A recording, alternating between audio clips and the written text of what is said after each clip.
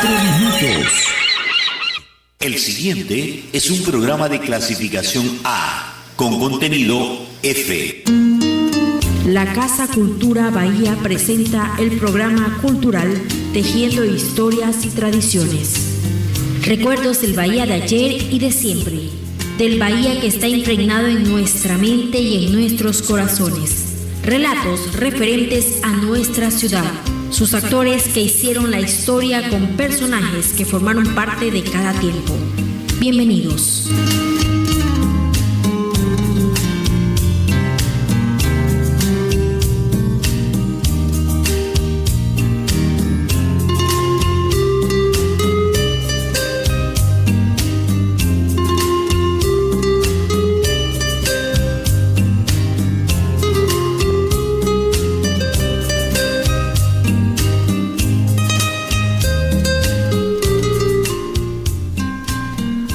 Muy buenos días, queridos oyentes del ya reconocido y solicitado programa Tejiendo Historias y Tradiciones. Hoy día sin la presencia de nuestro compañero Jacob, que tuvo que ir a Manta a traer a la doctora Libertad Regalado, prestigiosa historiadora manabita, que va a venir hoy a presentar un libro hermoso de poesías. ¿Se acuerda el nombre del libro? Libertad. Ella, Libertad Regalado. El libro no me acuerdo, pero es... Ya lo vamos a ver. Yo lo leí, el libro, son poesías realmente hermosas, muy lindas. 3, 4 de ellas me parecieron fantásticas. Me acordé de grandes poetas como mi tío Eugenio, mi padre, y sobre todo el bahienyo Arturo Santos Dito, para mí el más grande poeta que yo he conocido. El libro se llama Los dolorosos muelles de la despedida. Los dolorosos muelles de la despedida. Sí, ese es el libro de Libertad, que lo lanza esta tarde a través del grupo nuestro de Casa Cultura, y es en el auditorium de la ULEAM a partir de las 3 de la tarde. Libertad es una historiadora muy prestigiosa manabita. Ella es pijapense, si no me equivoco. Ha sido profesora en algunas universidades, ha publicado algunos libros y está haciendo un interesantísimo estudio de las historias de cada una de los cantones manabitas, por decir algo. He visto y ha publicado el de Santa Ana, muy lindo. Ayudó mucho a la recopilación de la historia de Chone, que les quedaron como 700 páginas, que no sé editado en cuántas quedará. Está haciendo el mismo trabajo con Rocafuerte. Y así ella es una conocedora nata y con fuentes de la verdadera historia de Manabí. Vale la pena escucharla, conocerla, y nosotros como grupo próximamente la tendremos aquí para que nos diserte un tema que lo hemos venido nosotros analizando y es un poco controvertido, sobre la fundación de Bahía de Caracas. Ella tiene algunos meses que está sumergida en estos temas de la época de post-conquista, o sea, del 1600, 700, cuando se funda San Antonio de Morga, 629. Entonces ella está analizando para venir a darnos con fechas, fuentes, fundamentos, exactamente cómo y por qué se realizaron, según Libertad, las fundaciones, porque no es solo una fundación, son 2 fundaciones, y luego pues nuestra ciudad, que se retoma en la orilla opuesta, ¿no? Porque supuestamente se fundó al frente San Antonio de Morga, en la orilla hacia San Antonio, precisamente, entre Salinas, Barquero. Ya le escucharemos a Libertad con más fundamentos y con una historia que realmente les va a encantar, porque es apasionante todo lo que ella estudia, todo lo que ella diserta. Además, su forma de narrar, en el caso de la poesía, su forma de decir la poesía. La escuché el otro día en una disertación en Chone, sobre la historia de Chone. Ella encanta con su forma de narrar, ¿no? Entonces vale la pena que vayan esta tarde a la ULEAM para que la conozca, y ojalá que la ULEAM y las instituciones de Bahía la inviten. Yo siempre digo, tenemos historiadoras a la mano, nuestros, como Carmen Dueñas, como Libertad Regalado, como Ramiro, como este señor Salazar en Manta, que se los podría invitar. Ellos han hecho estudios, investigaciones bastante interesantes sobre esos nudos que están, que nos atan a veces y que nos llevan a cometer errores en la historia, que ahora con el internet es fácil desatarlos. Aquí tenemos a nuestro pilar fundamental, don Gustavo Hidalgo, va llegando con su conocimiento. No sé de qué vamos a hablar hoy día, don Gustavo o Marcelo. Bueno, estamos también haciendo tiempo porque Jacob está haciendo lo imposible para llegar, aunque sea en los minutos finales, y traer aquí. Perfecto, a Libertad. A Libertad, sí. Muy buenos días y muchas gracias por el recibimiento. Se lo merece. Gracias. ¿Y qué estábamos hablando un poco sobre el libro que va a lanzar Libertad esta tarde con el apoyo de nuestro grupo y de la ULEAM. Yo estaba hablando de ella, de su poesía, de sus investigaciones históricas, de su trayectoria. Y ahora no sé qué tema tocaremos. Sí, a propósito de lo que usted está diciendo de la presentación de Libertad, es una conocida escritora, investigadora más que otra cosa, digo yo. Y justamente ayer en la tarde me hacían una pregunta sobre el sombrero de paja toquilla. He hecho un estudio sobre el tema. Y estas personas me preguntaban sobre el asunto, pero ellos tenían la idea de que Bahía había sido productora y comercializadora. Entonces, en lo que yo he hecho mis estudios, no ha habido producción en nuestra zona de Bahía. En Charapotó.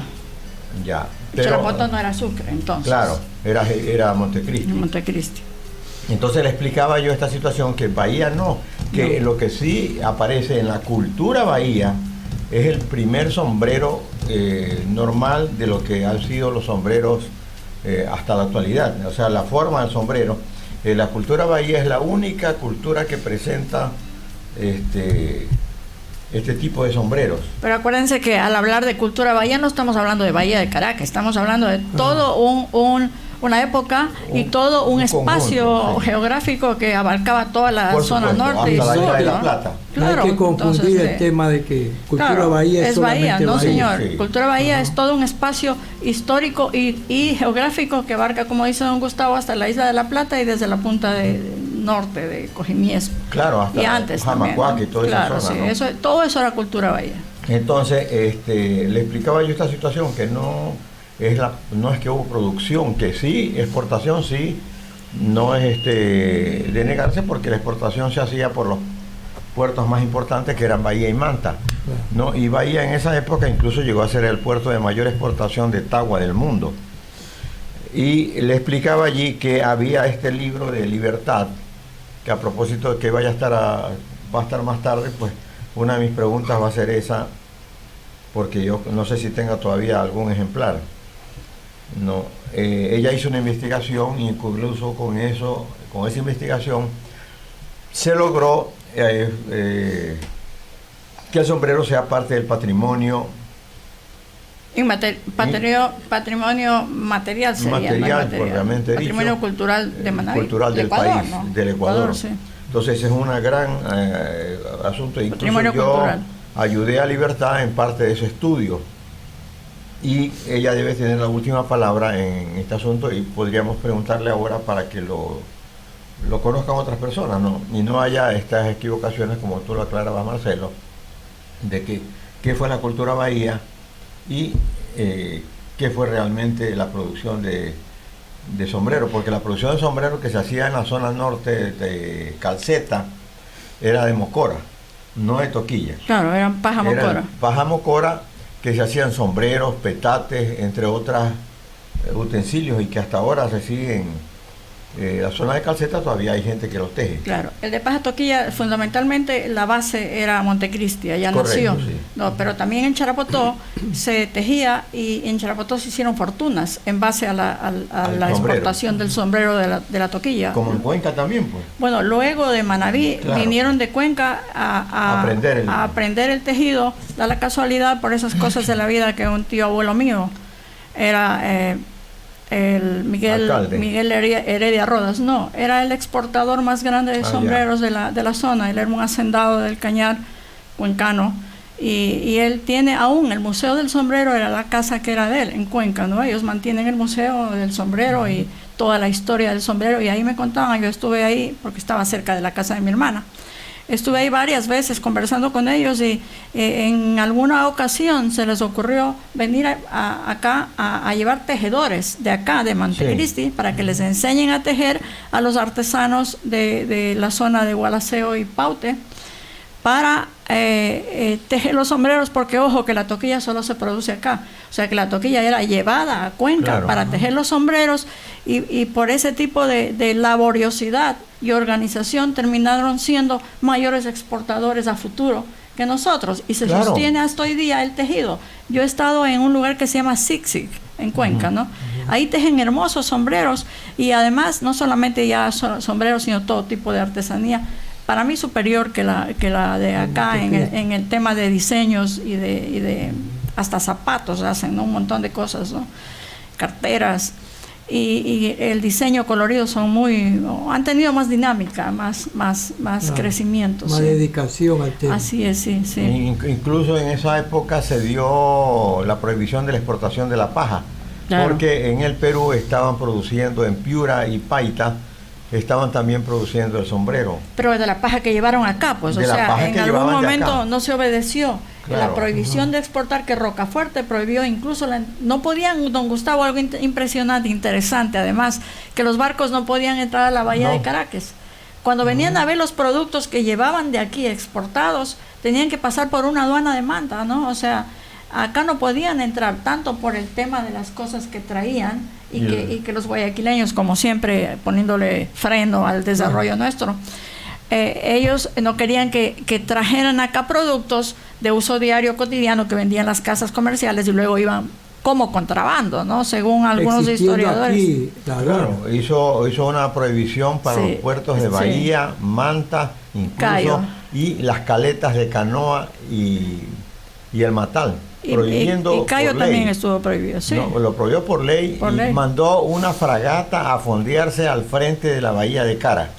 Dentro del país, la prohibición. Por eso, amigos oyentes de este programa, Bahía de Caracas, la zona norte de Manabita, siendo tan hermosa, tan bella, tan llena de todo, de riqueza y de todo, no ha crecido precisamente por el centralismo guayaquileño. Definitivamente. Lo mismo que ocurrió con el ferrocarril. Igual. No, el ferrocarril, el proyecto del ferrocarril Bahía, Chone, Santo Domingo, Quito, incluso que el proyecto los estudios comienzan de Quito hacia Santo Domingo y después de Santo Domingo a Chone. Y llegó un momento en que el ferrocarril avanzó hasta Chone y se vino el problema de la Primera Guerra, 1914. Y pararon los trabajos en Chone. La compañía era acreedora de 5.500.000 pesos que le debía el Estado ecuatoriano. El Congreso no autoriza el pago a propósito. Entonces la obra se queda paralizada ahí en Chone. Y la compañía francesa tuvo que irse, incluso perdiendo dinero, porque no le pagaron, el gobierno ecuatoriano no pagó a la compañía francesa los 5.500.000 a propósito para que no se siga el ferrocarril.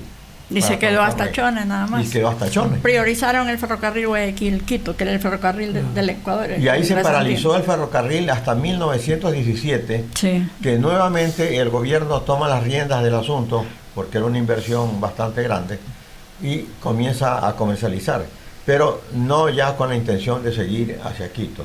Y no fue la primera vez, ya hubo antes otra ocasión en que cuando se abría la trocha, se abre la trocha que la abre García Moreno primero, la trocha de Quito a Santo Domingo la abre García Moreno, y de Santo Domingo Chone hay un contrato de don Pomerio Zambrano y mi abuelo para la trocha, como contratistas para abrir la trocha, y el Estado también no autoriza el pago de los 300.000 sucres en aquella época, o no, pesos, perdón, no autoriza el pago de los 300.000 pesos para la trocha. Entonces se paraliza nuevamente la trocha Chone Santo Domingo y nunca se autorizó, pagaron una parte y el resto no lo pagaron, entonces casi quiebran a mi abuelo también en esa época. ¿Cómo se llamaba su abuelo? Braulio Hidalgo Zambrano. ¿Y qué me dice usted también de cuando se crea en 629, según yo, no sé, según usted, ahí nos peleamos con la fecha, San Antonio de Morga. También los guayaquileños no dejaron que avance la ciudad, o sea, la ciudad, el puerto de San Antonio estuvo 2, 3, 4 años vigente, pese a que ya venían barcos, pese a que se sacaba madera, sobre todo la de Mangle, me parece que era, ¿no?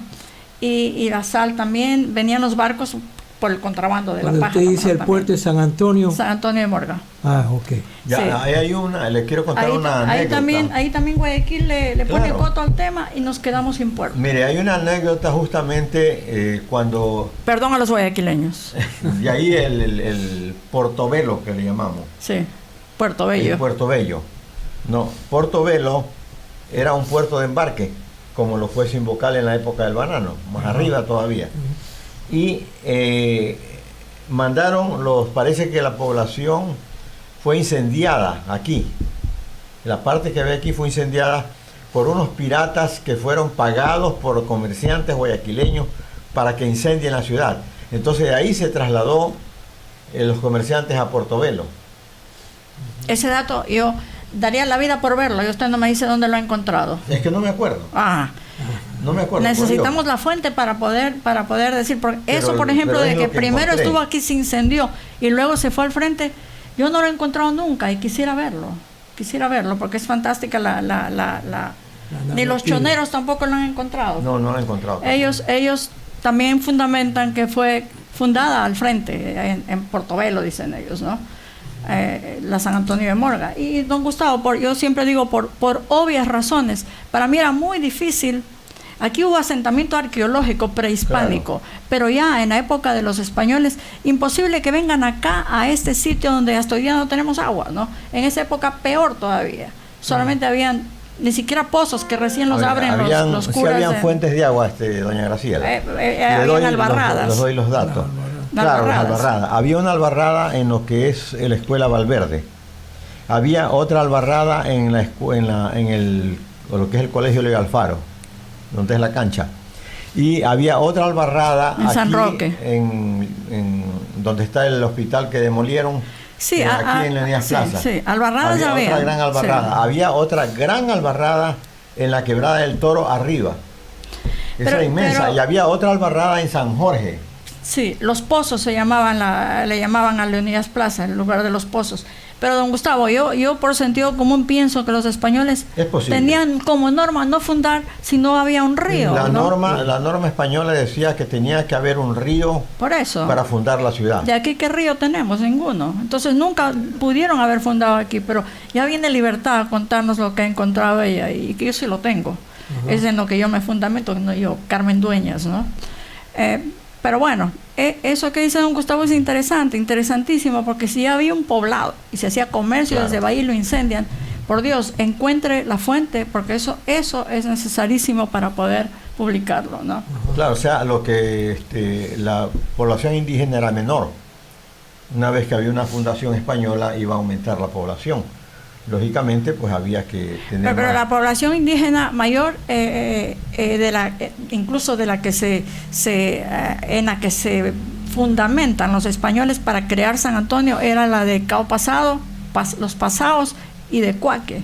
Esos eran los indígenas que iban a ser traídos hacia San Antonio de Morga. Y ellos, como siempre rebeldes, no quisieron venir a ocupar la ciudad. Estuvo ocupada por españoles, por gente de dinero, españoles, dueños de barcos, pero indígenas pocos, ¿verdad? Sí, se habla de que cuando se abre el camino se comienza el camino en 1614, se inicia el camino con 2.000 hombres. ¿De dónde lo sacaron? La verdad es que no lo entiendo, pero imagino lo que usted estaba diciendo, que si eran... los españoles acostumbraban a hacer los traslados de las poblaciones. Sí. Trasladaban a la gente. Entonces, para fundar Charapoto llevaron 212 pasaos para la fundación, una fundación que la hace Loaiza. No recuerdo el año, don Gustavo, no sé si usted se acuerda del año, pero esa fundación de Charapoto... Yo de Charapoto no he encontrado ninguna española. fundación. No, sí, está en parte, yo la tengo, se la voy a pasar. O sea, fundan la ciudad, forman la ciudad o fundan, no la fundan legalmente, pero forman la ciudad con 4 manzanas, ¿no? Una de las manzanas estuvo conformada solamente por indios que vinieron, se los llevaron, reducciones se llamaban, ¿no? Los reducían. Se llamaba reducir al grupo indígena, en este caso de Cabo Pasado, eran trasladados 212 indígenas que ocuparon una de las 4 partes de la que se conformó la antigua ciudad de Charapotó, ¿no? Y así llevaron de distintas partes, llevaban bastantes indígenas de la zona centro de Manabí, de Cansacoto, de la zona que va hacia Daule, me imagino yo, había más población, ¿no? Los reducían de por allá. Para la apertura del camino deben haber llevado a indígenas de esa zona para la construcción. ¿Y cómo lo trasladaban de un lugar a otro? Caminando. Pero ya había trochas. Claro, siempre hubo trochas. Acuérdense, desde la época de los incas había el camino del Inca. Claro, acá también había un camino y una trocha que los amigos de Chone no la aceptaban, que iba por aquí, por la parte de las chamisas, hacia Quito. Eso eran trochas ya, porque los indígenas desde siempre llevaban pescado a la sierra. Y también había otra desde Esmeraldas, pero ahí era peligrosa porque los indígenas del centro de esa parte hasta se los comían a los que no eran de su raza, eran caníbales, ¿no? Antropófagos. Y ahí el camino era, imagínense que Atahualpa ahí se comía pescado fresco, del día. Hacían la con los chasquis. Claro. Cada 100 metros creo que había una caseta y corría el tipo los 100 metros y en ese se imagina lo que es llegar aquí a la sierra corriendo. Fantástico, ¿no? Pero era una forma, ¿no? Era la única forma, ¿no? Esas historias las contaban antes en las escuelas. Porque los caballos los traen los españoles. Claro. O sea, en esa época ellos caminaban, igual como eran los chasquis, como dice hay otra situación dentro de todo esto, ¿no? Dice que Atahualpa tenía su propio baño sauna. O sea, había un pozo, un gran pozo, con piedras abajo. Prendían el fuego, calentaban las piedras y comenzaba la evaporación. ¿A dónde era esto? En Quito. No estoy seguro si es la del Panecillo, en el Panecillo que estaba esto, pero era los baños del Inca se llaman. Los baños del Inca, exactamente. Sí. Pero no sé si es en Quito o en Río. Entonces ahí es cuando se discute parte de lo que es lo cultural, ¿no? Que muchos dicen, ¿no?, que los españoles trajeron la civilización. Definitivamente nuestra gente era tan civilizada como ellos en ese sentido, porque los nuestros eran más aseados que los europeos. No se diga de los aztecas y los incas, ¿no?, que sí se bañaban todos los días. Claro. En cambio el europeo no, pues, especialmente los reyes se bañaban una vez al año. ¿Usted se ha leído la historia de los piojos? Sí, es terrible. Cuéntelo. Es terrible. Cuéntelo. Da como medio... Pero lo contamos luego del corte, vamos a cumplir. Y saludando a doña Natividad Lora en Guayaquil, y aquí también a doña Elizabeth de Santos, que... Yo quiero saludar a Villanito. Él me encontró hace un par de días y me dijo que todos los miércoles nos escuchaban él y Estercita. Un saludo muy afectuoso para Villanito. Un saludo también para Julio Pinto, nuestros asiduos oyentes. Y en Leonidas Plaza para doña Carmen Martínez, que también es otra oyente. Y todos los amigos del mercado que nos escuchan siempre. Los taxistas. Vamos, Gini.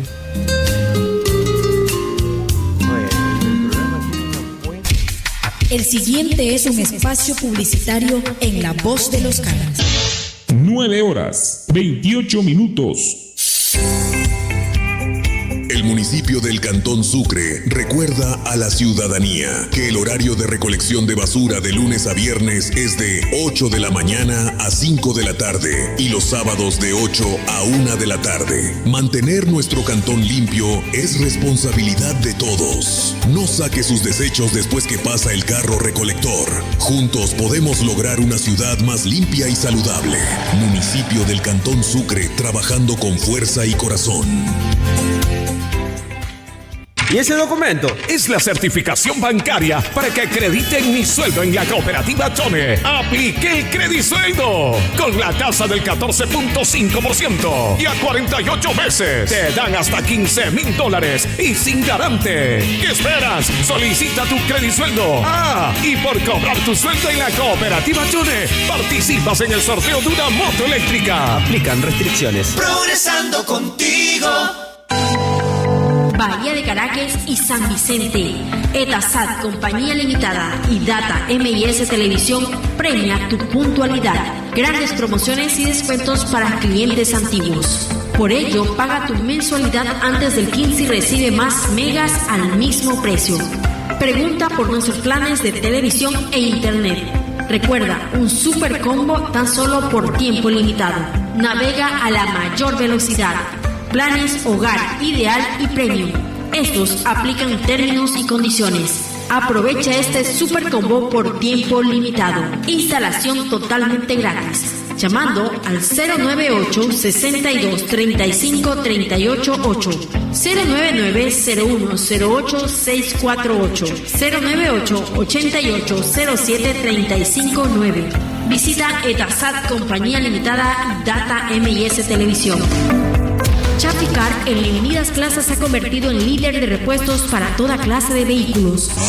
Repuestos originales que aseguran rendimiento, durabilidad y seguridad. Halógenos, sensores, rótulas, aceites, pitos, rulimanes, bandas, retenedores, filtros, bujías, amortiguadores y puntas de ejes para las principales marcas como Chevrolet, Mazda, Hyundai, Ford, Kia, Renault, Toyota, entre otros, con el respaldo de los principales proveedores del país. Chaficar es accesorios y repuestos. Avenida César Ruperto Dueñas en Leonidas Plaza. Atendido por su gerente propietaria, licenciada Hilda Chávez. Teléfono 098 67 09 440, 096 36 86 69 6. Chaficar.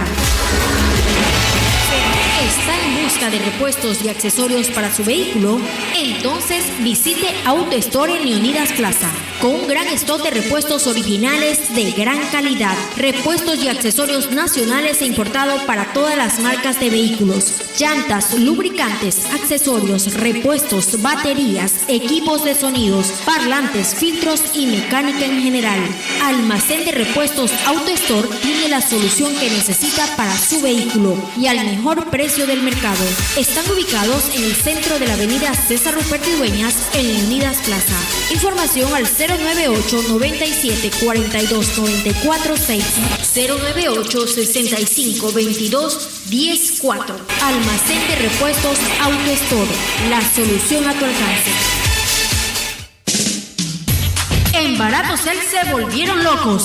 Sí, como escuchó, se volvieron locos y botan la casa por la ventana.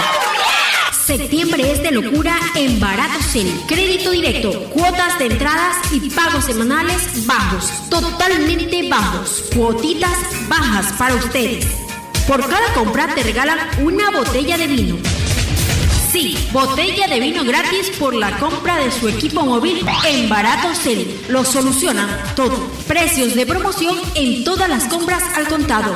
Visítalos. Están ubicados en Bahía de Caracas, en Avenida Malecón, frente al Muelle 1, a los lados del Banco Comercial Manaví. Teléfono 096 76 12 84 2, 096 76 12 842. Barato Cel.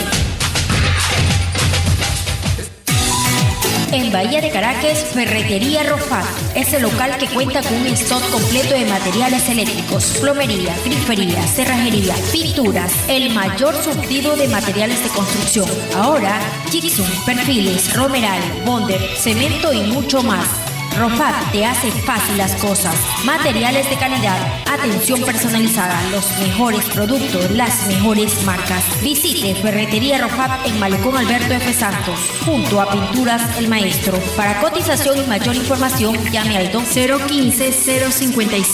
Ferretería Rofat, un grupo de ventaja. 9:33. Este fue un espacio publicitario en La Voz de los Grandes.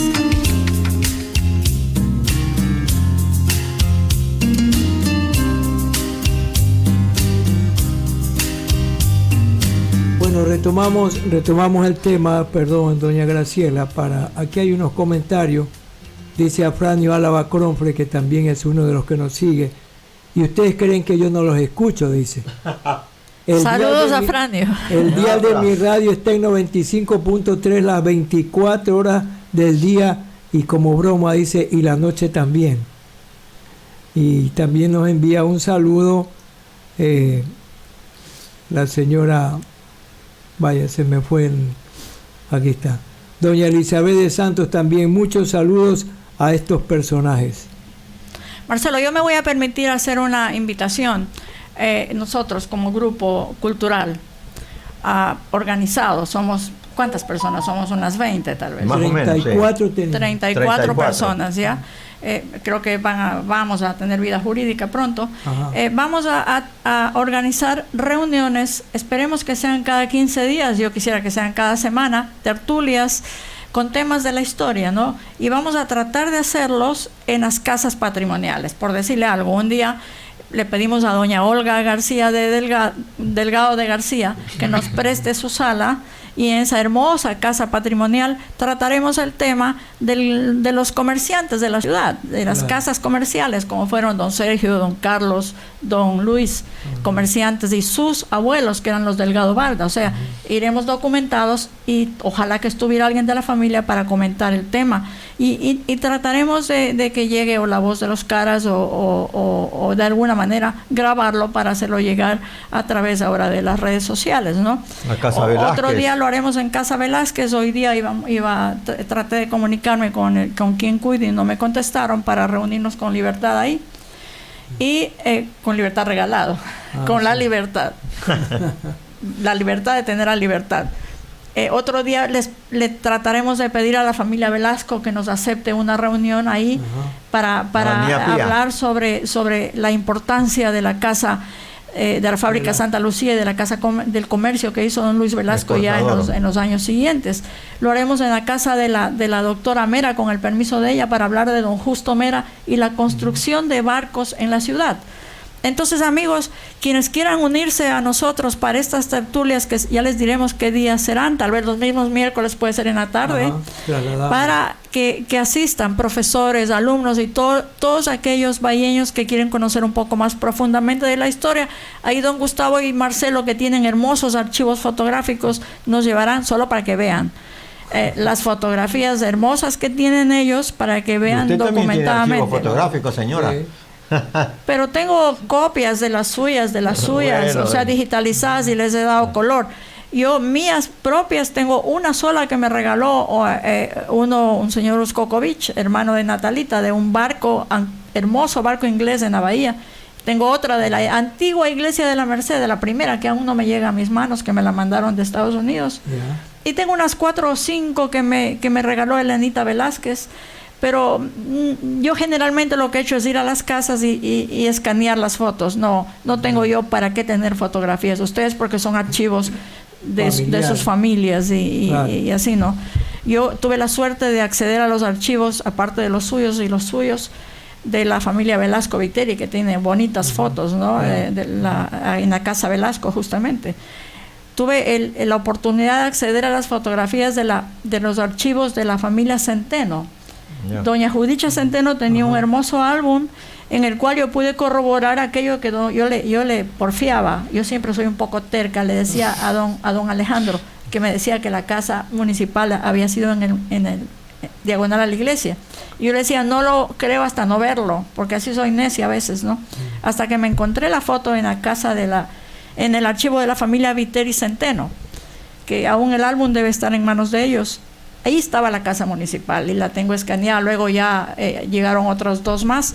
O sea que ya tenemos la fuente certera de una fotografía de la primera casa municipal en la esquina donde fue la Sociedad de Obreros, ¿era, no? Sí, correcto. Y hoy está vacía la casona, que ojalá que a alguien, el municipio, en algún momento la restaure. Creo que el doctor tenía la idea, la compra. Sí. Ojalá, porque sería lindísimo recobrar la fachada igualita. Había un gran escudo del Cantón Sucre ahí en todo el centro. Ahí se hacía la elección de las reinas.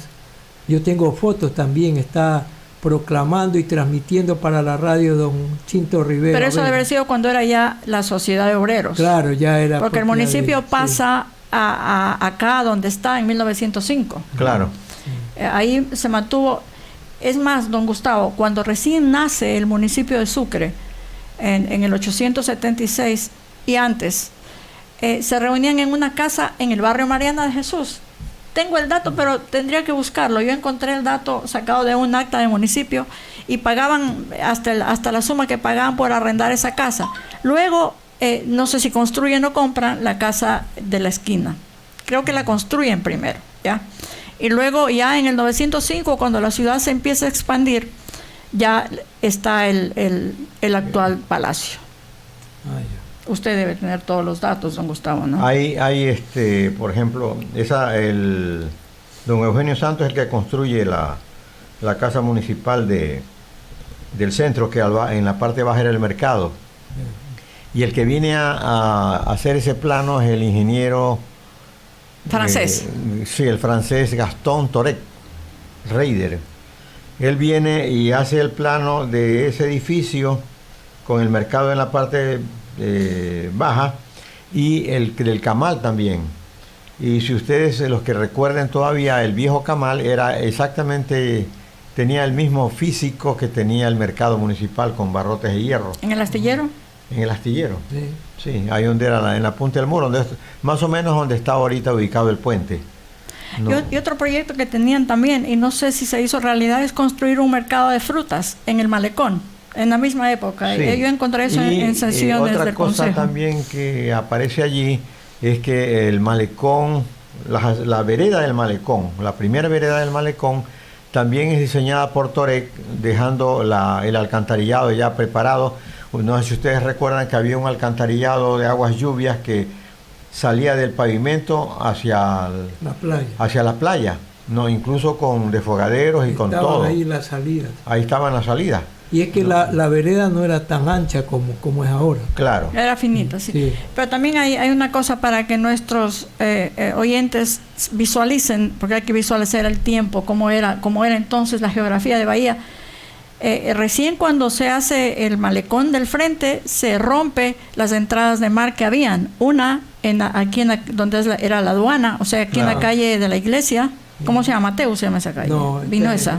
Desde la Vinuesa comienza. En la Vinuesa era rota una entraba el mar a las bajadas de las quebradas. La de la aduana era inmensa, la que de la iglesia. Claro. La otra era en la calle Río Frío, donde hoy es Pepe. Ahí tenía una casa un señor Ortiz, me parece. Flavio Ortiz. Flavio Ortiz. Y dice que él era comerciante de Pedernales, ¿no?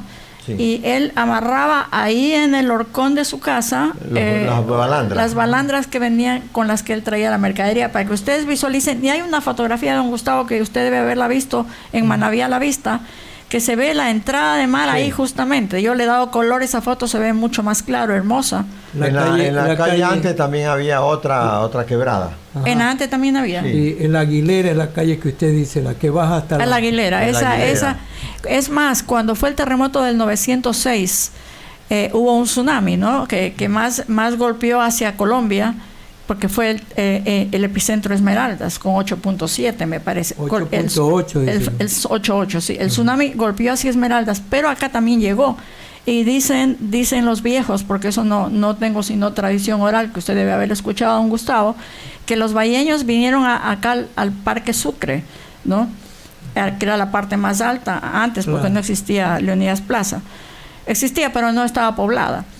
Entonces, aquí estuvieron todos. El momento en que el mar entró por aquí, por la quebrada, por la albarrada, claro, por la salida de la albarrada, por la entrante de mar. Pero estaban ellos en el barrio Mariana de Jesús, que tiene algunos metros más de altura, ¿no? Entonces, eso es uno cuando habla de la historia de la ciudad debe contextualizar un poco la geografía de entonces, ¿no? Uh-huh. Y lo que decía Marcelo el otro día también es interesantísimo, que la Loma de la Cruz se ha bajado. Claro. Se ha bajado en no sé cuántos metros. Claro, hay gente que no lo cree porque según los datos que están registrados en la Capitanía y también están registrados en el aeropuerto, eran 314 creo que era inicialmente. Cuando nosotros llegamos allí con nuestros transmisores, teníamos que presentar el estudio topográfico y ahí estábamos como en 280. Y ahora me encontré que vinieron los técnicos de Arcotel cuando hacen las visitas periódicas a las estaciones de radio, que ellos tenían 140. Le digo, no puede ser, 140, y fuimos con el altímetro. Se había bajado completamente. Y una cosa para concatenar, don Gustavo, el carretero Velasco se lo hace en 1900, ¿cuánto? Usted dijo 32. 32. Cuando era presidente. Ya, ahí entonces el carretero Velasco, para que ustedes sepan, es el camino que viene entrando por la Quebrada de los Perros, claro, y viene a dar a la Cruz. Ese se llamaba el carretero Velasco, construido por don Luis Velasco Santos, para que pasen por ahí los camiones que venían con la producción. Mire, aquí tiene un dato Afranio Álava, dice, cuando se repite el tsunami, dice, bueno, eran 280 metros sobre el nivel del mar y ahora 180 metros. La Cruz. El tanque que está arriba. Ya. La Cruz debe estar como 120 más o menos. 120 está. Sí. Y yo te quería preguntar, Marcelo y don Gustavo, el carretero se lo hace en el 32, ¿no es cierto? Antes, para llegar a Leonía solamente se llegaba por la playa con marea baja, ¿verdad? Sí. Y para subir a la Cruz, ¿por dónde subían? A lo que se llamaba la Loma de la Virgen, por si acaso. Había la subida por la misma María Auxiliadora. Por la María Auxiliadora. Y aquí en la Pedro Fermín Ceballos, lo que se conocía como la subida de los Poli. Pero se subía así nomás por un sendero, digamos, ¿no? Sí. Ah, interesante.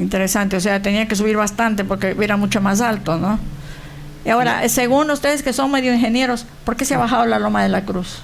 Por la erosión. Con los aguaceros hay erosión. Sí. Entonces toda esa erosión salía y venía a dar a la ciudad. Por eso se nos cuartean las casas de San Roque. Yo no sé si usted recordará todavía que en invierno fuerte la calle Ascasubi, la calle Bolívar, la calle Malecón se llenaban de lodo. Nunca olvidaré, y a Franio se va a acordar, el tremendo zanjón que había. Yo vivía en la Villa Hilda, por la calle Salinas bajaba un zanjón que a veces parecía un río, parecía el río de Cuenca cuando estaba bravísimo. Entonces ahí salía con lodo y con todo. ¿Por dónde dice? Yo vivía donde es el Hotel Patricio, o lo que es hoy la Villa Hilda. Patricio, y al frente de nosotros pasaba la zanja. Venía desde aquí atrás de la iglesia. En los inviernos bravos venía cargada. Y se unía en la Casubi, se unía ahí en la Montúfar, se unía la que venía de la Tigrera y la que iba de aquí del Pedro Fermín Ceballos. Esa zanja había que hacerla por obligación para proteger a la iglesia. Y se acuerdan que los presos salían, los privados de libertad salían a limpiarla, porque ¿no? la cárcel era ahí mismo, ahí y entonces el peligro de que se venga. Ahí hacían la zanja. La calle Salinas tenía una zanja que limpiaban los presos, dice Afranio Álava, y ha bajado por el nivel freático, es lo que baja la ciudad, dice Afranio. Debe tener alguna información. También estamos recibiendo saludos. Bueno, se me perdieron momentáneamente. Dice tema... Afranio, los puentes eran de tablones. Claro. Para poder pasar, tablones de mangle. Pasaban los carros. Ustedes se han de acordar cuando en los inviernos bravos, como dicen aquí, la calle, yo vivía, en otra ocasión vivía donde hoy es Tía. Y para cruzar al frente, que era la casa de la familia Lord, luego venía el Rocco Bar, toda esa parte, la calle, siempre los niveles eran más altos, ¿no? Llena de agua. Yo me acuerdo alguna vez que siempre te ayudaban a cruzar cargado, ¿no? Te cargaban. Una vez una canoita estaba ahí, le empujaban la canoa para los 3 metros que tenía la calle. Ahí, en ese invierno fuerte de los años 70, fue el 75.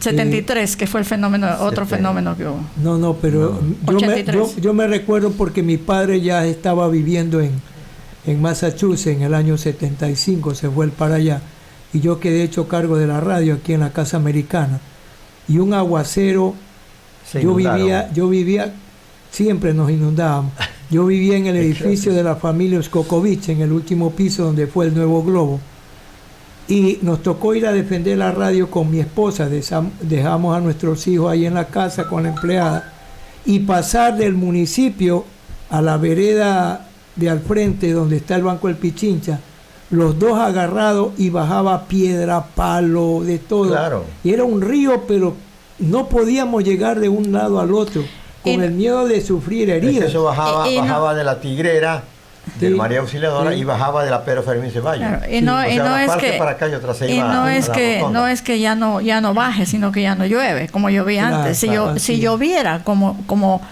habían esos aguaceros de Padre y Señor Nuestro antes, no sabemos qué podrá ocurrir con todo lo que se ha removido y a pesar de que está un poco reforestada la loma más que antes, ¿no? Sí. Autorreforestada. Eso está protegiendo al astillero, por ejemplo, está lleno de árboles. La naturaleza es sabia. El frutillo y el guayacán criollo, ¿cómo le llaman ese guayacán? Ese es una autorreforestación. La misma naturaleza se encargó de autorreforestar. O sea, es la sabiduría divina eso, ¿no? Sí, también hubo un aporte ahí.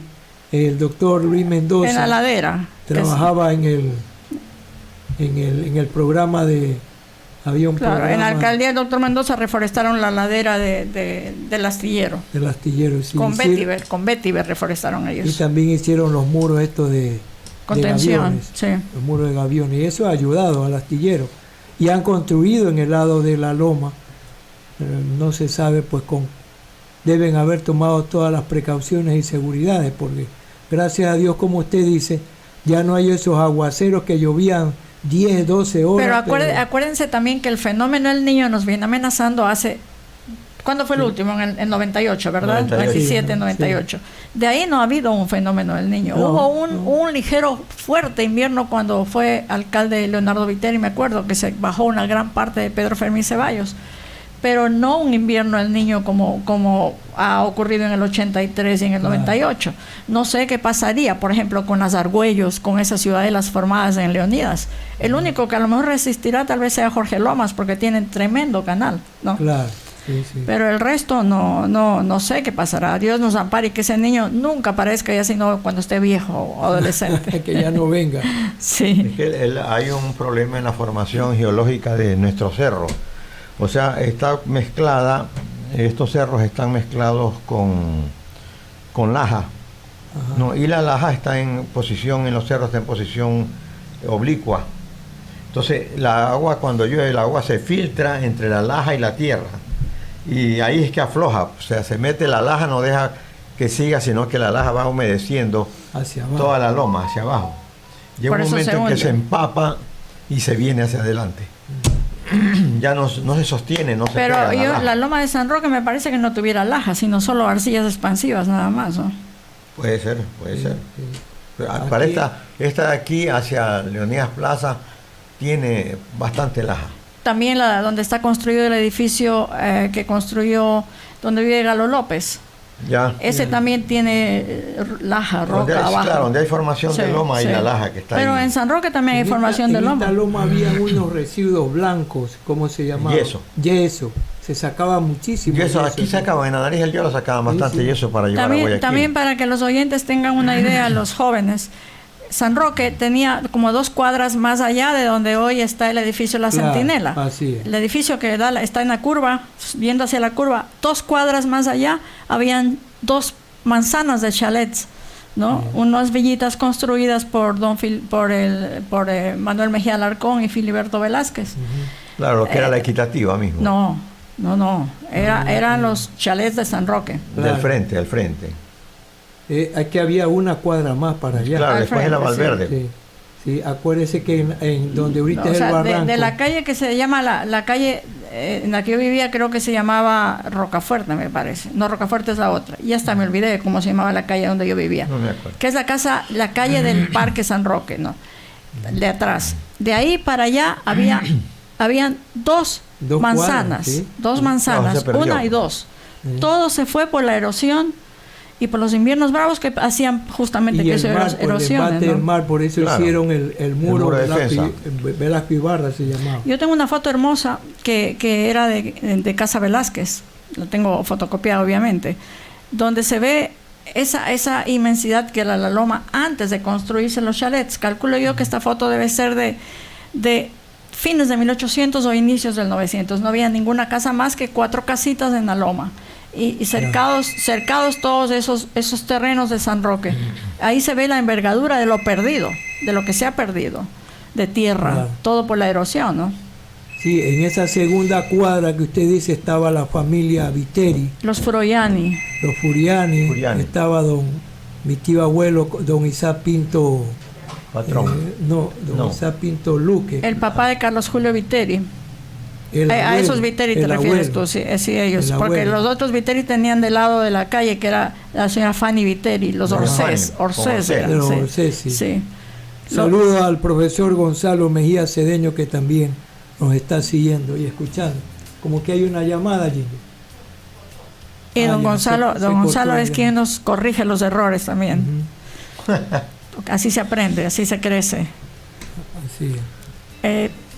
¿Qué otra invitación? Bueno, ya les hicimos la invitación. Don Gonzalo, nos encantaría que nos acompañe a las tertulias, que ya le avisaremos cuándo van a ser. No sé si desde esta semana iniciemos en alguna de las casas patrimoniales y ya buscaremos el tema. Siempre serán temas de la trascendencia de las familias de la ciudad y su aporte con el crecimiento y auge de Bahía. Preguntarán muchos, ¿para qué queremos que la gente conozca el pasado fantástico que tuvo esta ciudad? Precisamente dicen que el que no conoce su historia está designado a desaparecer. Sí, también había un dicho que los edificios comienzan por la base. Así es. Y la base nuestra es la historia de la ciudad, el inicio de la ciudad. Si no hubiera el gran edificio que es Bahía ahora. La invitación para nuestro amigo Gonzalo esta tarde, Gonzalo Mejía. A todos los bahianos. La presentación del libro de Libertad Regalado a las 3 de la tarde en la ULEAN. Vaya don Gonzalo, acompáñenos. Y vaya con su señora y todos los amigos vayan a escuchar un momento de paz, escuchando a Libertad, porque ella diserta muy lindo. Es poetisa también Libertad. Sí. Y lo hace muy bien, Ella es un portento en todo lo que es intelecto, no vale la pena conocerla y explotarla. Yo siempre digo a estas personas como Carmen Dueñas y ella, hay que así exprimirlas hasta sacarles todo su conocimiento, ¿no? Para poder aprender. Es la única manera de crecer un poco, ¿no? Así es. Bueno, estamos en la parte final ya. No me diga que ya se acabe, ¿por qué? No, vamos al corte. Perdón. Marcelo, ya nos quiere votar, Marcelo. No. Estaba acostumbrado que nomás era 1 hora, pero ahora ya es 1:30. Jacobo nos va a estar escuchando, me imagino yo, ¿no? Espero que mete el pie al acelerador para poder escuchar la Libertad aquí. Para que llegue a tiempo. No. Vamos al corte, sí.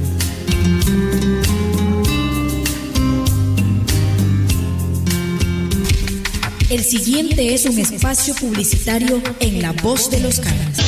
9:56. Buenas noticias para los hogares ecuatorianos.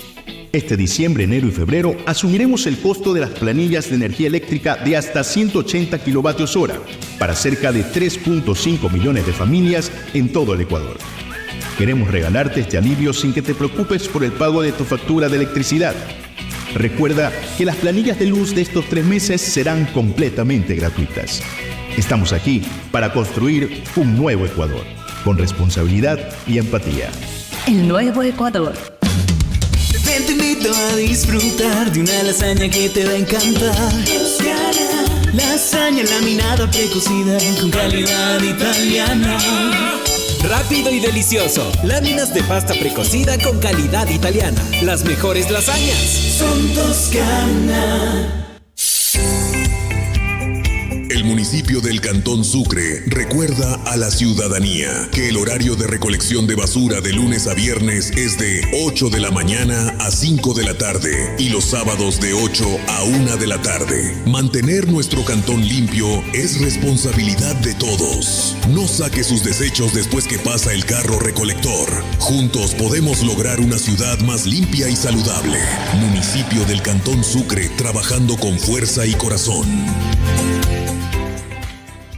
Disomova es tradición en Bahía de Caracas. Disomova es el mundo de materiales que construye el futuro. Disomova te ofrece productos de calidad certificado INE. Cemento Holcim, hierro Andes, cubiertas, Eternit, Duratechos, zinc, pinturas color tropicalizadas, plasticama, tubos, tanques y más. Equipos y accesorios de piscinas. Cloro, sulfato de aluminio, cal, hidróxido de cal. Productos para camaroneros en la cantidad que usted desee, de óptima calidad. Aditivos de Zika e Intaco. Ahora Ahora Disomova trae lo último en cubiertas. Teja española en PVC, liviana, antióxido, resistente al impacto, bajo nivel de ruido, respeto al medio ambiente. Existencia en 3, 4, 5 y 6 metros. Un surtido de materiales y herramientas para la construcción. Disomova los espera en su propio y amplio local, ubicado en Avenida Bolívar 1211 y Llante, y en su bodega ubicada en Unidas Plaza. Para pedidos, llamar al 2014-230, 2014-226. Asistencia técnica profesional al 099-92-82-649. Disomova. Somos la imagen de tu construcción. Heladería Richard Soda es tradición, ahora en casa propia, en Ascasubi y Montúfar. Lo rico del helado, sabores de temporada, materia prima de calidad, deliciosos sándwiches y tostadas. Todo en un solo lugar, Heladería Richard Soda.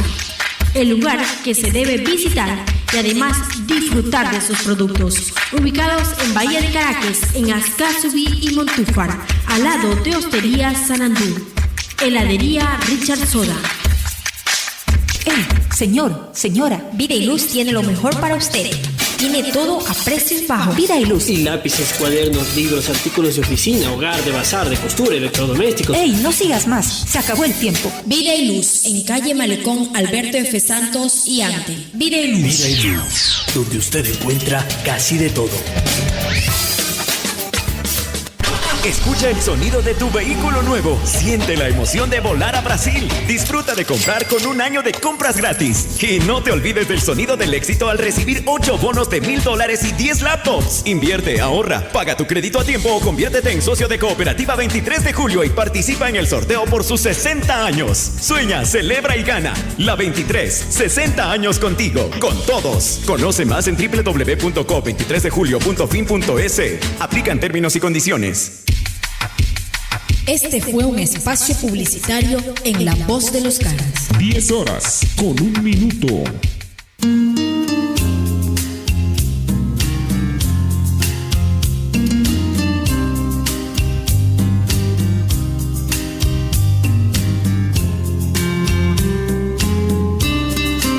Bueno, ustedes se reirían si escuchan lo que estábamos hablando en este momento. Estábamos hablando de los mensajes que se enviaban por La Voz de los Caras antiguamente.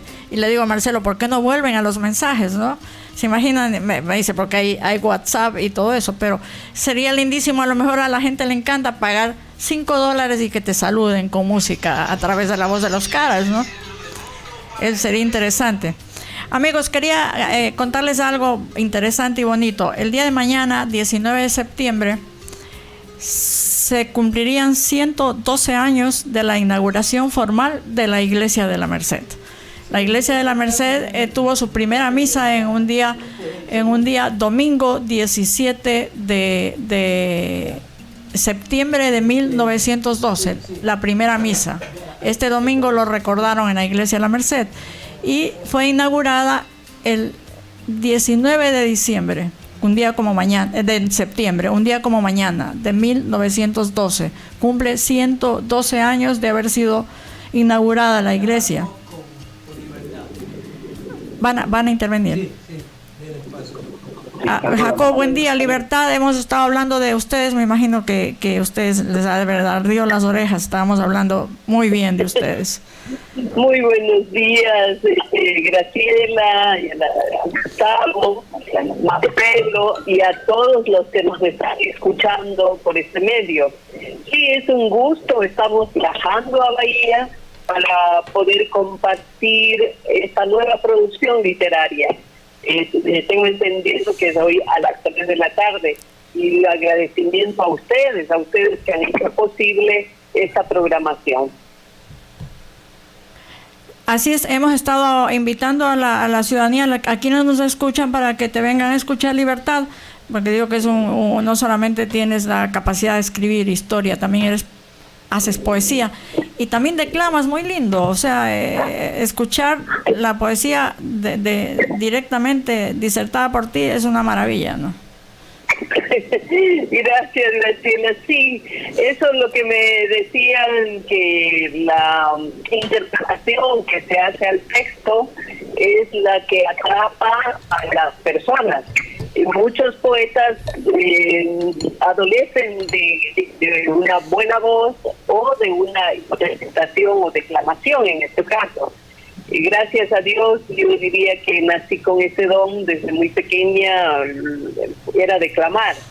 Y ahora lo que hice es eso, ¿no? Que para que escuchen, declamar esos poemas, interpretarlos emotivamente para que transmitir las sensaciones, las emociones. Entonces no solamente, es que la poesía es eso, ¿no?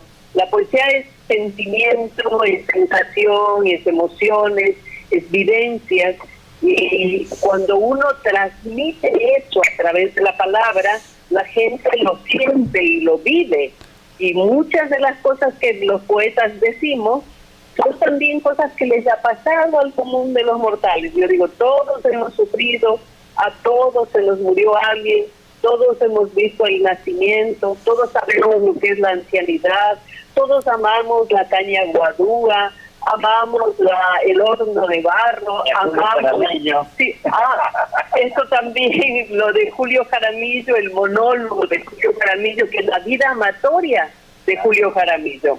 Decían muchos de los que han leído, que no o me escucharon, que nunca habían sabido sobre tantas mujeres que tuvo Julio Jaramillo y tantos países que visitó. Entonces yo les dije que sí, porque yo hice una gran investigación, investigué lo que había escrito de él, pero también con personas que le conocieron, que tuvieron la suerte de tener una relación de amistad, que sus padres fueron amigos, que los vieron cantar en su casa. Y ahí se comentaba pues de lo que las mujeres se enamoraban de él. Es decir, digamos que el hombre casi no hacía nada, simplemente cantar, pero como cantaba con el alma, las mujeres se enamoraban y definitivamente eran las que conquistaban. Y después, claro, ellas se sentían engañadas, se sentían abandonadas, pero ellas eran las que los seducían. Él seducía con su voz, desde luego, pero ellas le seducían de otra forma y terminaban enredándose con él, a veces teniendo hijos sin un lazo que les una. Yo escribí ese monólogo y lo interpreto, pero desde los zapatos de una de sus amantes. Entonces, yo creo que esto impacta mucho cuando se escucha, pero la gente cree que tal vez yo fui amante de Julio Jaramillo. Pero cuando haces... Sí, pero me hubiera gustado. Es que cuando haces ese monólogo, Libertad, te metes en tan a fondo. Para quienes nos escuchan, Libertad a Libertad le solicitaron desde Guayaquil hacer una especie de investigación de la vida de Julio Jaramillo, y ella lo presentó en una forma de un monólogo que es fantástico, que vale la pena escucharlo, porque hace vivir, te hace entrar en las venas de Julio Jaramillo y hasta chupar a lo mejor algunos, ¿no? Exacto, sí. Eso pasó en Guayaquil, en el Museo de la Música. Julio Jaramillo se presentó el monólogo y era ver a la gente. Una cosa es verlas paradas, aplaudiendo, emocionadas, y dicen que salían amando más a Julio Jaramillo. ¿Y cuándo lo presentamos en Bahía Libertad? El problema, verás, yo para presentar el monólogo en Bahía necesitamos traer al cantante. Lo traemos, pues. Que canta como Julio Jaramillo y para muchos mejor que Julio Jaramillo, que es a Fernando Vargas.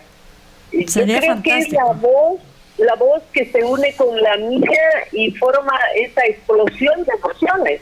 Porque es eso, porque comienzo yo a narrar y le doy paso, es como que estoy escuchando la música de este bandido, la música que interpretaba, porque no es letra de él, la música que interpretaba Julio Jaramillo, yo estoy escuchando, y ahí aparece la voz de Fernando cantando, y después sigo contando la historia, y nuevamente le doy el paso a Fernando. Entonces, este conjugar música, poesía, es lo que atrapa al público, porque estamos viendo que la gente necesita activar emociones, activar sentimientos, y a través de la historia podemos hacer, a través de la historia de personajes. Y aquí hoy vamos conversando con Jacobo y recordando historia de Bahía, de la Casa Americana, recordando cómo era, para qué se construyó esa casa, qué pasó allí, el consulado americano, qué pasó después, para qué se entrega esa casa al Banco Central, y qué debe hacer esa casa, si es para efectos culturales, para donde se mantenga la memoria histórica de Bahía. Eso debe cumplir esa casa. Esa es una casa patrimonial. O sea, la cuestión es esta. Bahía tiene que recuperar ese esplendor que tenía. Porque Bahía era una maravilla. Era hermosa. Hay que ver las fotografías de ese Bahía de siglo XX. Hay que verla. Yo creo que debemos ir alimentando el alma de los jóvenes y que las personas mayores rememoren, recuerden y defiendan a ese Bahía hermoso. Eso lo queremos. Y yo creo que hoy tarde, que vamos a escuchar poesía, de pronto salga algo para seguir amando a Bahía. Sí, Libertad, nos estás debiendo el tema de la Fundación de Bahía. Estaba comentando justamente que tú tienes preparado ya una disertación que tal vez en un mes más, hoy no sé, Jacob, cuando y Marcelo y Gustavo decidan, el grupo en general, para que vengas a dar una conferencia ya de alto nivel, invitando a profesores, autoridades, alumnos, universidades, para que conozcan la historia de la Fundación de San Antonio de Morga, Bahía de Caracas. Es así, es verdad, Graciela, y ya que topas esto, tengo también que decir que hay muchos trabajos hechos por ustedes, hechos por Gustavo, hechos por ti. Hay muy buenos trabajos. Hay trabajos que lo ha hecho Carmen Dueñas. O sea, sobre todo porque hay que trabajar mucho. Cuando hablamos de historia, y eso es lo que voy a decir en un rato, cuando hablamos de historia, tengo que fundamentarme en documentos. Yo no puedo inventar la historia. No puedo inventar imaginarios, crear nuevos imaginarios en la gente. Entonces yo tengo que remitirme a la historia. ¿Cuáles son esos documentos? Cronistas. Entonces, si yo tengo crónicas y si yo tengo mapas, entonces puedo ir trabajando. Y ahí tenemos a cronistas como Trujillo, que caminó. O sea, él no vino navegando, él vino caminando y me va contando. Tengo a Alvarado que llega al pueblo de Caracas, ¿no? Y de ahí pasa a Charapotó, y de ahí pasa a Jocay, y destruye Jocay, incendia y se lo lleva allí Guato allí con él para que le indique, no solamente para sacarle la información de la diosa Uniña, sino para que le indique el camino para llegar a los sitios. O sea, entonces la historia lo va contando, entonces ahí vamos viendo cuando se funda y cuando se hacen nuevos asentamientos, pero existe una fundación. Pero después hablamos de otra fundación con el camino que el padre Velasco, pero no estoy hablando... No se está. Graciela, sí está, ¿no? Sí, estamos escuchando. Él iba a decir a Libertad que no cuente tanto ese detalle para que la gente tenga la expectativa de venirla a escuchar. Para que quede, que el padre Velasco le da información a Fuica. Pero estamos hablando de un sacerdote, no del que escribe la historia. Claro, el padre Velasco. El de Cuaque. Que escribe la historia, que lo declararon loco, etcétera, etcétera. Ahora ven que no ha sido ningún loco, porque las excavaciones arqueológicas que se han hecho en Quito están diciendo que sí existió lo que el padre Juan de Velasco dice. Entonces, ¿cómo nosotros vamos a dejar al Juan de Velasco a un lado y desconocer la existencia de los caras? Bueno, eso lo vamos a hablar después, ¿sí? Pero hoy tarde disfrutamos de la poesía. La vamos a raptar a Libertad una semanita o 2 o 3 en Bahía para que nos cuente todo lo que tiene ella que contarnos. Graciela, y te propongo que nos esperes y cuando lleguemos hacemos un recorrido por las casas patrimoniales, porque debemos también comenzar por ese lado con la Casa Cultura Bahía. Estuvimos hablando, Jacob, del proyecto de hacer tertulias semanales, ojalá, o quincenales en cada una de las casas patrimoniales con el respectivo permiso de sus dueños, ¿no? Excelente. Para hablar libertad, por decirte algo, si la hacemos una en la casa de la familia Delgado Viteri, hablar del tema comercial. Si lo hacemos en la Casa Velázquez, hablamos del tema de las familias de la ciudad. En la Casa Velasco, del tema de la fábrica de don Luis Velasco, donde don Justo Mera en la Casa de las Niñas Mera, donde Jacob Santos de la importancia, de la trascendencia de la familia Santos en todo el andamiaje del nacimiento de la ciudad. Aquí donde Marcelo Nevares con el tema de la historia de la voz de los Caras. Hay un montón de temas.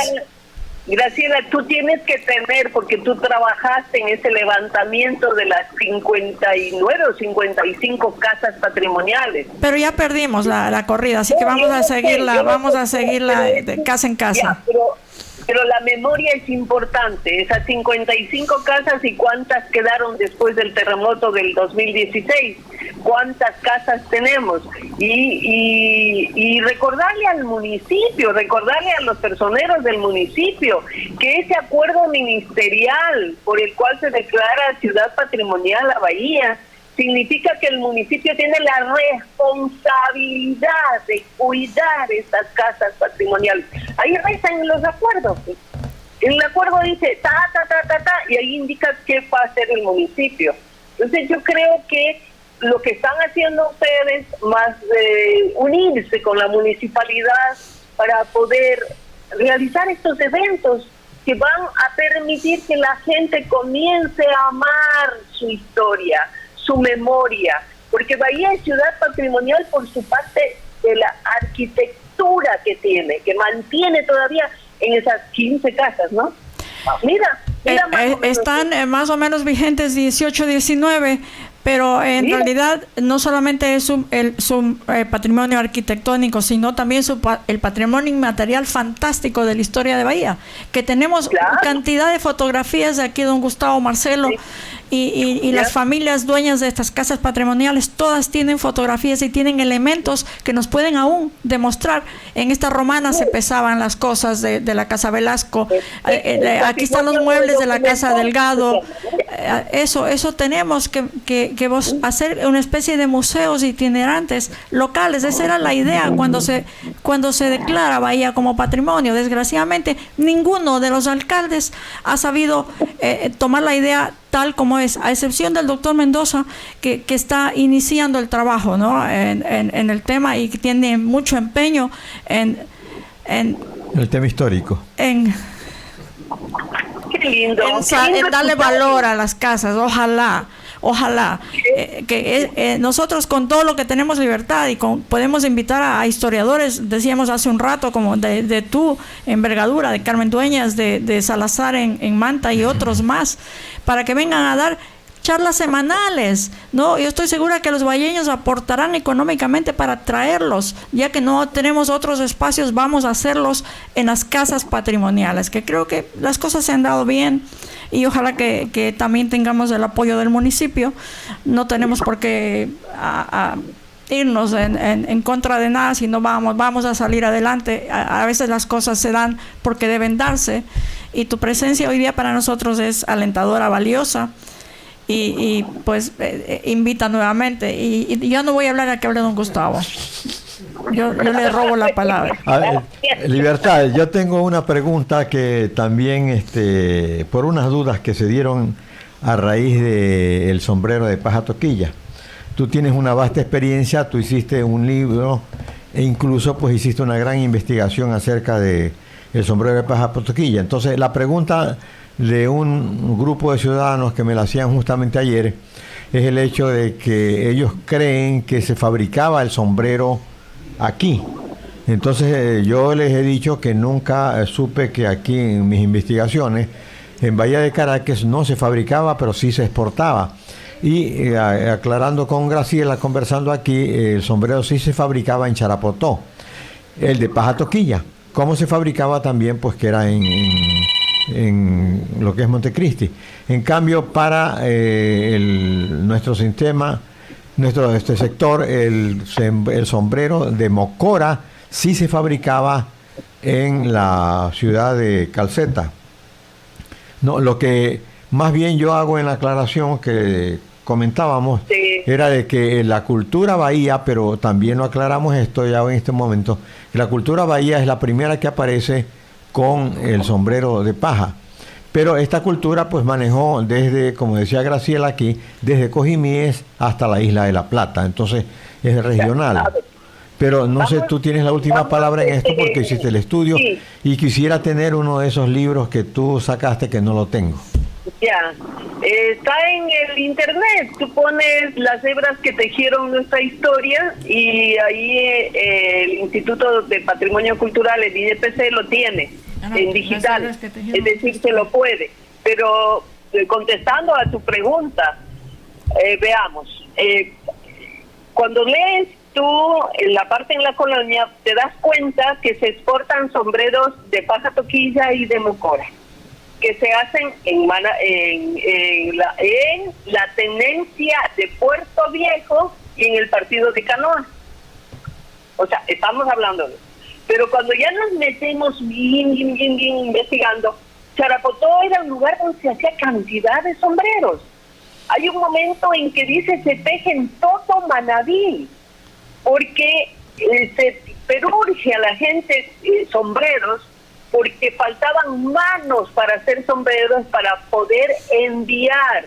En ese momento de la gran fiebre del oro en California, entonces había que enviar sombreros ¿a dónde? Al canal, a Panamá, donde estaban las casas comerciales, especialmente la de Manuel Alfaro, después de su hijo Eloy Alfaro, que se encarga de la casa comercial de los padres, para poder permitirse enviar los sombreros hacia California y hacia Europa. La gente que llegaba a California con sombreros, porque la fiebre del oro llegó de todas partes del planeta California, que llegaba con sombrero, la pregunta era, les preguntaban que dónde habían comprado. Entonces ellos decían que habían comprado en Panamá, por eso hice lo de Panamá Hat. Ya, hasta que Panamá Hat. Pero y hay que entender otra cosa que yo la investigué, que Eloy Alfaro prácticamente hace una gran fortuna, lleva tejedores de la provincia de Manabí, ¿hacia dónde? Los lleva a Panamá, los lleva a Nicaragua y a México. Por eso es que hay tejedores de sombrero jipijapa en México, hay en Nicaragua, hay en Panamá. Después los sombreros salen, hay una ruta en el libro, yo pongo la ruta del sombrero para ir viendo cómo se va a Colombia, cómo se va a Perú, cómo se va a Bolivia, y a nivel interno, cómo el sombrero sale de Jipijapa, sale a Montecristi, y de ahí se riega en toda la provincia, pero se riega también en el Ecuador. Y es Azuay el que va a solicitar mediante oficio a Flores que les ayude para salir de la pobreza, y que creen que llevando tejedores de la provincia de Manabí para que enseñe a su gente a tejer sombreros, pueden salir.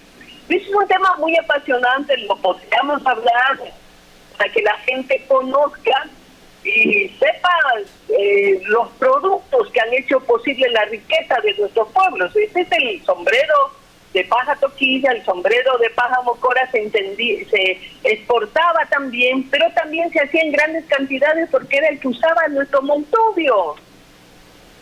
Nuestro Montubio usaba el sombrero de Mocora. Entonces sí hay que ir trabajando.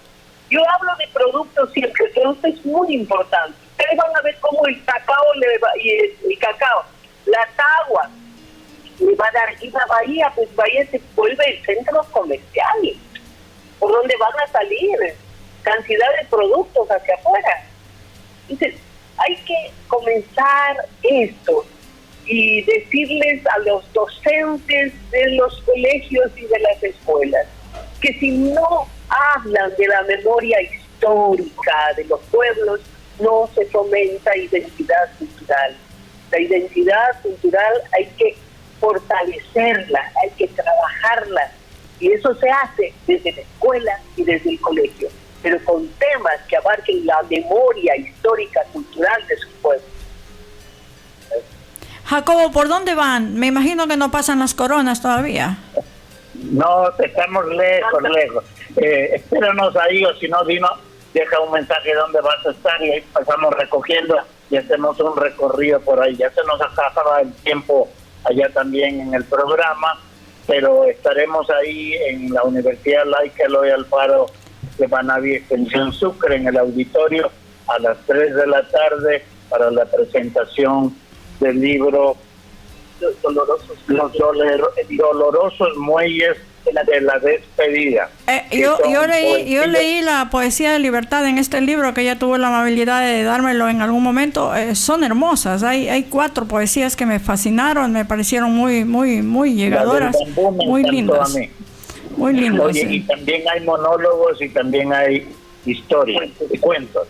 Así que a las 3 de la tarde ya debemos emprender aquí nuevamente el camino hacia Bahía, y no nos vamos por la playa como se hacía antes. Pero ¿en qué tiempo están acá, Jacob? 1 hora siquiera, estamos recién saliendo de Manta. Pensé que ya estaban por las coronas, por lo menos. No, para nada. Así que ya nos vemos tranquilos. Un abrazo y gracias por escucharnos, y esta tarde a las 3 de la tarde en el auditorio de Lulián. Nos vemos en la tarde entonces, a las 3 de la tarde. Hasta luego, tengan una linda mañana.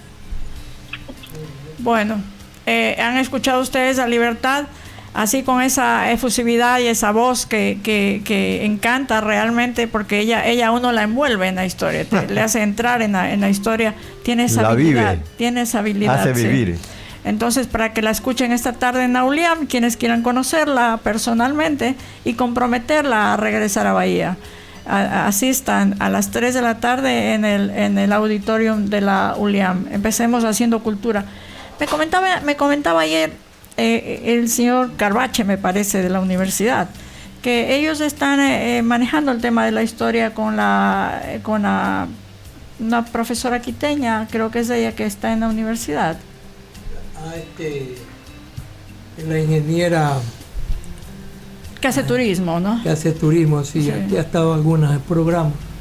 No recuerdo el nombre de ella. Sí, yo tampoco recuerdo, pero... Ella creo que es de Ambato. Bueno, sí, pero es de la Sierra y está en la Universidad de Oliam. Me alegro saber que la universidad está tomando el tema de la historia en serio.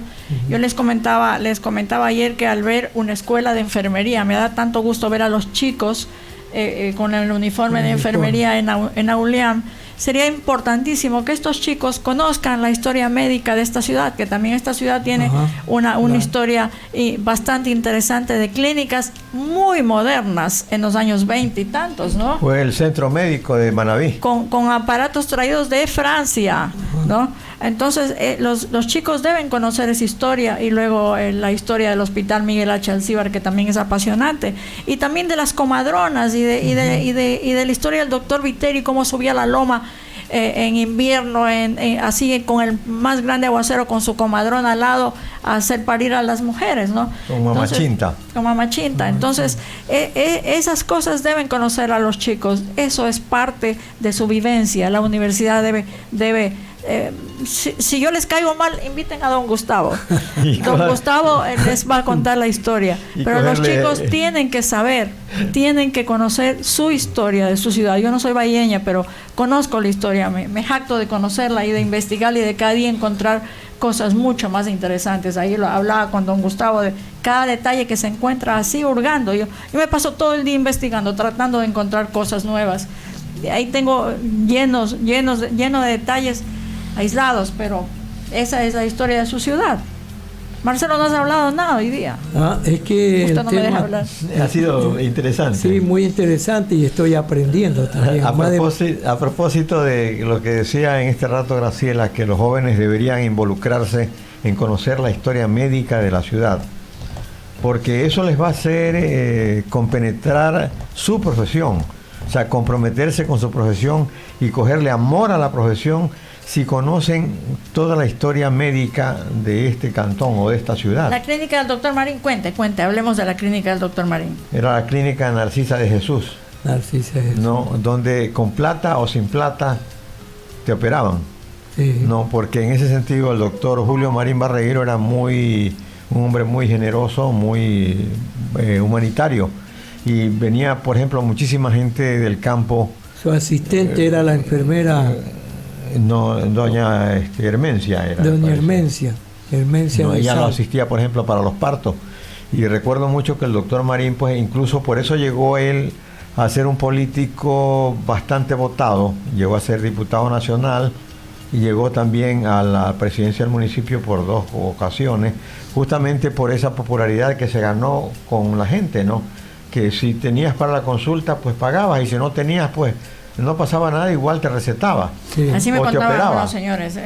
O te operaba. Hay una anécdota, me acuerdo, de alguna señora parturienta que vino de Jama y llega a la clínica, el esposo no la acompañó, llega ella sola, propiamente la traen en hamaca.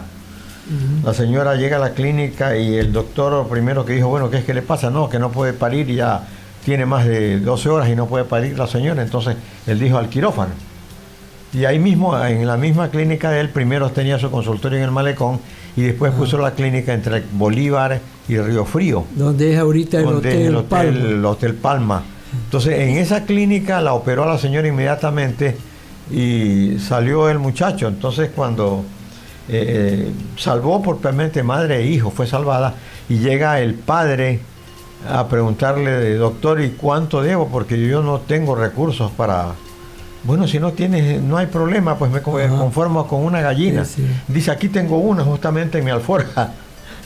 Y le pagó con una gallina la cesárea la señora y la salvación de cosas así, ¿no? Que son de admirarse y de elogiarlas, porque no todo el mundo tiene... Y esa casa era de la familia Marín, porque ahí tenía la familia Marín Barreiro, sería. Sí, yo no sé exactamente, allí, porque la familia Marín, la casa de la familia Marín quedaba en el barrio La Equitativa, frente al Colegio Alfaro, que pasó después esa casa, era de un Marín Campaña, no me recuerdo el nombre en este rato. Campana. Marín de la Campana. No, él era el abuelo del doctor Marín. David Marín de la Campana. Ajá. Esa casa era que fue después de don Checito Estrada. Ahora no hay, en la esquina en este rato ya no hay nada ahí, fue demolida. No, pero entiendo que la casa de la calle Bolívar era de los Santos, sino que no me acuerdo exactamente de cuál de ellos, porque ahí vivió mucho tiempo también don Jacinto Santos. No, perteneció a una de las familias Santos. Para quienes nos escuchan, esta clínica Marín para los jóvenes está ubicada donde hoy están levantando un edificio al lado del restaurante de Mancheno. Están haciendo un hotel. El Hotel Palma. Pero sino que es de otra familia. ¿Y sabían ustedes que había una clínica que se llamaba Miguel H. Alcíbar? Clínica. No, claro. El doctor Javier Muñoz Dávila, en la calle Montúfar, construye donde había ese edificio al lado de la Casa Americana. La clínica se llamaba Hotel Americano. La casa se llamaba Miguel. La clínica era Miguel H. Alcíbar. Esta era equipada con equipos traídos de Francia. Y ahí también había un consultorio dental del doctor Ricardo Muñoz Dávila, hermano de Javier, hermano de Alejandro. Y después pasa ese consultorio ahí al cuerpo de bomberos. Ahí también estuvo el consultorio del doctor Muñoz. Ricardo. Sí. Y también luego tuvimos una clínica Mata y Peña, donde hoy es tía. Sí. Que también hay la historia, todas las operaciones de cirugía complicada, hay fotografías, hay datos. Todo eso queremos contarles, bahienños. Incluso ahí asistente era el doctor Ratti también de esa clínica. Claro. Ese es otro doctor fantástico del que hay que contarle, y con toda esa historia en medio de misterio y de sí, porque él era Rosacruz. Y también dice que él, ya para culminar, porque Ginger ya mismo nos hace el corte. El doctor Ratti vivía pues en la curva de San Roque y tenía su casa hermosa en Bellavista, ¿no? En Bellavista, en la huerta del doctor Ratti. Y dice que pues la gente de Bellavista cuenta que el doctor llevaba ahí cadáveres para hacer estudios de investigación, ¿no? Porque él era un científico, un médico científico. Claro. Entonces, la gente de ahora en Bellavista, ellos ven los aparecidos, las sombras, y los fantasmas son los de los cadáveres que llevó el doctor Ratti ahí a su casa para hacer investigaciones. Ahí se criaron los Nevares Parra, porque doña la esposa Amadita era Parra. Era la tía, sí, Amadita Parra era la tía de mi abuelo. Como ellos quedaron huérfanos, ella se trajo a 3 de ellos, a Enrique, a Alejandro, que es mi abuelo, y a Román. Como yo quisiera conocer mucho más del doctor Ratti. Conozco algo, mucho, poco, pero más quisiera conocer. Llamé a un pariente de él en el Oriente, hablé con él, pero tampoco saben así que mucho más, ¿no? Y ya no vienen los Ratti que están en Estados Unidos, ya casi no vienen. Ninguno de esos. Yo he hablado con 2 o 3 de esas generaciones Quien contemporáneas. podría contar algo es la abuelita de Gladys Patricia Lord Ponce, porque ella también es de la familia Parra. Ah, mire. Yo lo que conozco es que el doctor Ratti Virgilio estudió en la Universidad de Padua, en Italia, y después se especializó en Francia, en cirugía. De Francia pasó al Perú, a Lima.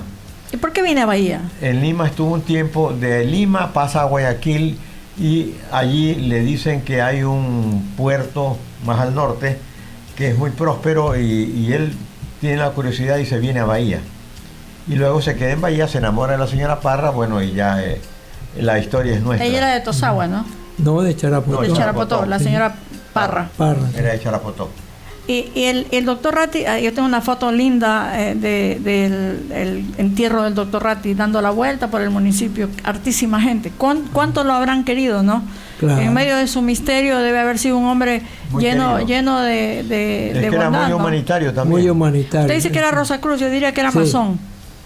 Pero él, yo supe por mi abuelo que era Rosacruz, incluso él los llamaban a lo mejor Rosacruces entonces, y no eran los masones igual, no estoy equivocado. No. Don Gonzalo puede decir. Sí, son diferentes. 2 organizaciones. Pero sí. casi el mismo. Pero él era muy amigo de don Filiberto Velázquez, ¿no? Claro. Dicen que entre esas historias también maravillosas de Bahía, en el patio de la Casa Velázquez se reunían.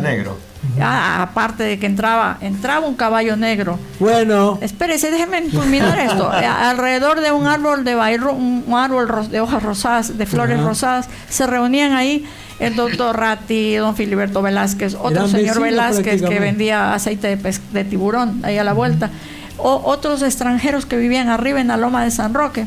Qué hermoso San Roque de entonces. Y la gente dice que aguaitaba por donde podía, porque ellos decían que tenían pacto con el diablo. ¿No? Tenían ahí pacto lo con incluían a don Alberto Santos. Don también, Alberto Santos. Decían, por eso lo enterraron en San Vicente. Bueno. Ahora sí ya vamos tomando. Para despedirnos, saludos a Miguel Fernando @Montenegro. Y a Pintado a Mano Di Parolo también, buenos días, historiadores, excelente información histórica de mi ciudad, con mucho orgullo lo dice. Gracias a ustedes. Gracias a ustedes por estar pendientes del programa y ojalá que muchos de ustedes asistan a nuestras tertulias que van a ser, ya les avisaremos en qué lugar. Cada miércoles estamos de mañana aquí y en la tarde hacemos una tertulia con ustedes. Puede ser una hora cómoda y llevaremos fotografías y esperamos tener un proyector o una computadora. Soñamos con eso y vamos a hacerlo en las distintas casas patrimoniales de la ciudad. Saludos desde Guayaquil con un gran corazón. Diana Marcela Nevares Dueña, que está escuchando allí en silencio, está escuchando. Saludos, Dianita. También está doña Fanny Dueña Falcones. Allá en Massachusetts está Silvia Virginia Nevares Falloni. ¿Y Fanny dónde está? Fanny está aquí al lado. Sí, saludos, Fanny. Pensé que estaba en Massachusetts. No, ella está aquí todavía. También allá en New Jersey está Bernardita Salto García, también escuchándonos. Miguel Arroba dice: estoy tomando un café escuchando la maravillosa historia de Bahía. Saludos, Miguel Arroba. También para Alfredo Sierra, un saludo. Ah, sí, también él está allá. Él era el que yo decía, señor Salazar, es Alfredo Sierra. Claro, perdón, Alfredo, me refería a usted me miraba nomás. Sí, Alfredo Sierra Salazar. Sí. Bueno, en sus manos quedamos.